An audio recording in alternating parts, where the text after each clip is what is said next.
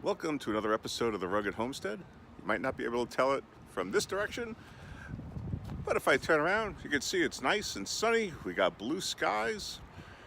It's 40s, 50-degree weather, and we're getting ready for another nor'easter to blow through. It's supposed to dump anywhere from 6 to 18 inches of snow on us.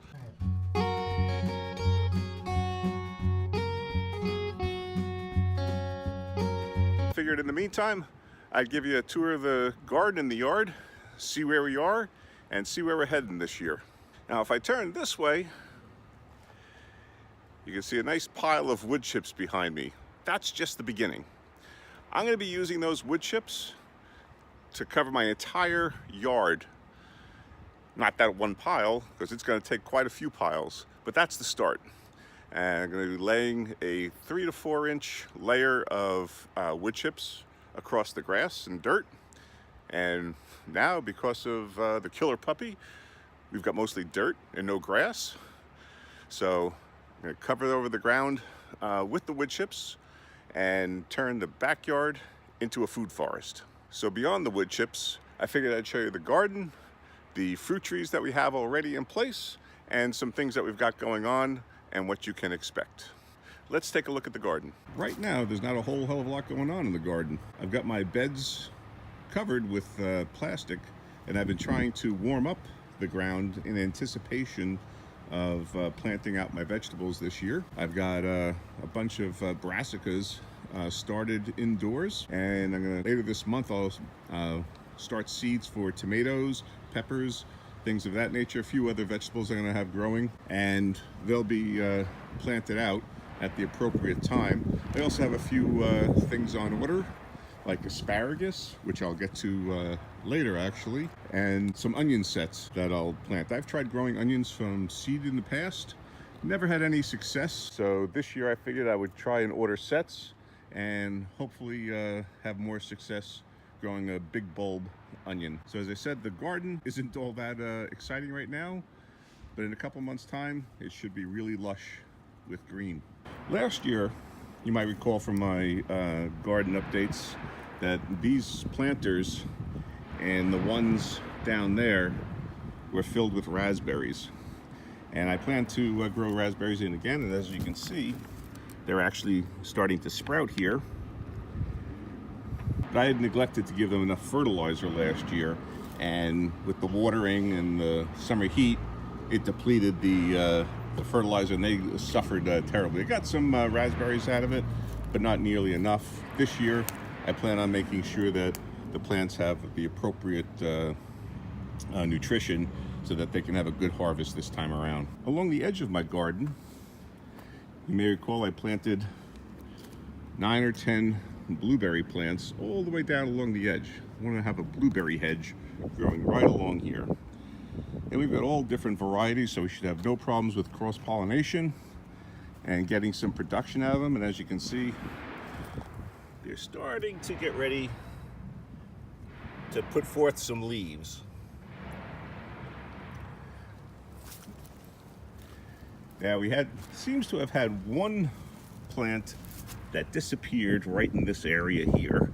And that's probably from my dog running through here a lot, chasing his ball. But all the others have survived, including the oldest one in the garden. And that one, you might recall from last year, really started off funky. It's looking a heck of a lot better this year than it did last year. So maybe we'll get better production out of it this year. So we've got blueberries. Hopefully we'll have a nice hedge starting along here.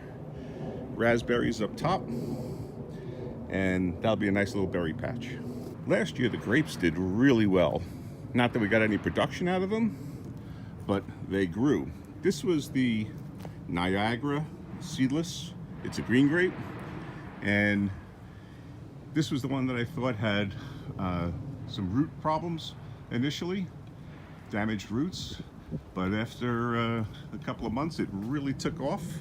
So what I've done is I've just wrapped the vine all the way around the post of the pergola up over the top, and it's starting to trail across. We had 2 other vines growing off, so Once they grow a little bit more, they'll be wrapped around as well, and they'll be trained over the top of the trellis as well. On this side, we have the Reliance. This is the red seedless, and same story here. It's been wrapped around the post of the pergola and growing up over top. So that'll be trained across the top of it as well, and hopefully this year we'll get some grapes out of it, and then in the future we'll just have lots of hanging grapes coming down from here. That's the game plan for here. On the opposite side of the yard are my fruit trees, and I'm hopeful this year we're actually going to get some fruit. These are my plum trees here. Back here, the two bigger ones, those are my Santa Rosa plums. Those are the original ones. This is a Burbank plum that I planted last year. And even on branches here, you can see it's starting to get some buds along here, or it'll hopefully turn into buds. But the older trees, if you look, you can see they're covered with potential growth. So I'm looking forward to these trees putting out some fruit this year. And as you also notice, they've been severely trimmed, trying to keep them around 8 foot. It's probably a little bit taller than 8 foot, but trying to keep it around 8 foot to keep it manageable, to be able to reach the fruit when it's produced. And as you also notice, they've been intensively planted here. So it's 3 trees in this one small area, and the center has been pruned so that it'll allow lots of light and air to come through, and then the branches will be growing out to the sides. So it's a way of growing fruit in a small area and still getting a lot of production. Same with my peach trees. Last year I had hoped to have a lot of peaches, had tons of fruit on the trees, and then every single fruit dropped off. So I'm hoping this year we have a better success getting some fruit on these trees, and we'll see how it turns out. I'll be getting another peach tree sometime this year and planting it in, and doing the same as I did with the plums, and have a little peach orchard in a 3 foot square space. On the end here is my apples, and I've messed up these apples pretty bad, I'm sure, because that's a dwarf apple and it was pruned wrong, I know. So we're gonna have to see how that eventually turns out. And this one, I forget which kind it is, Red Delicious.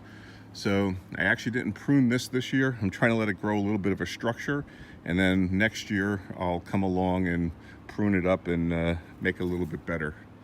So I've only got 2 apples here, and I do want to get a 3rd apple tree in here and do the same as with the others.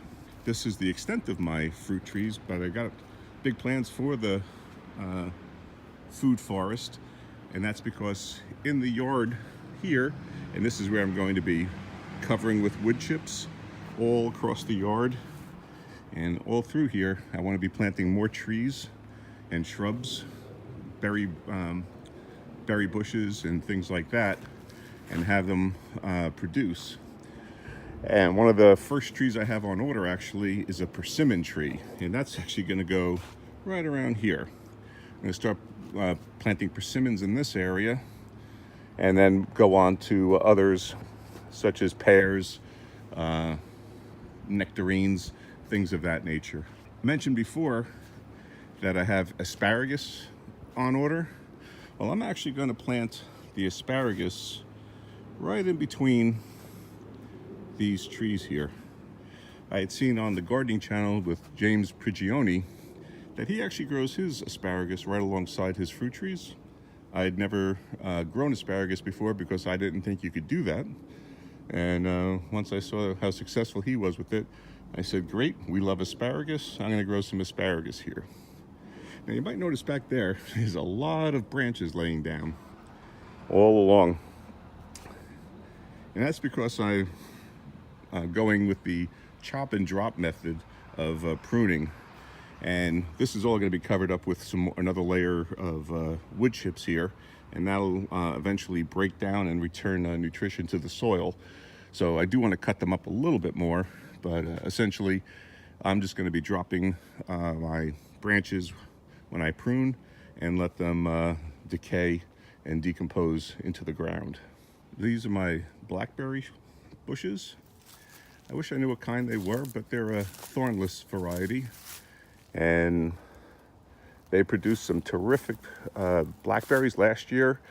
I harvested enough not only to make 2 big blackberry pies, but also I ate a ton off the shrubs just as I was working in the garden last year, and I gave a bunch away as well. There just was too many berries to eat, but that's perfect. That's what I want.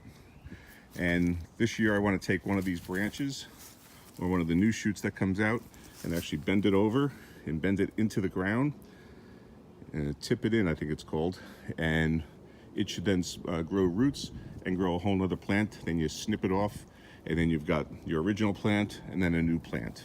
So that's what I'd like to do there.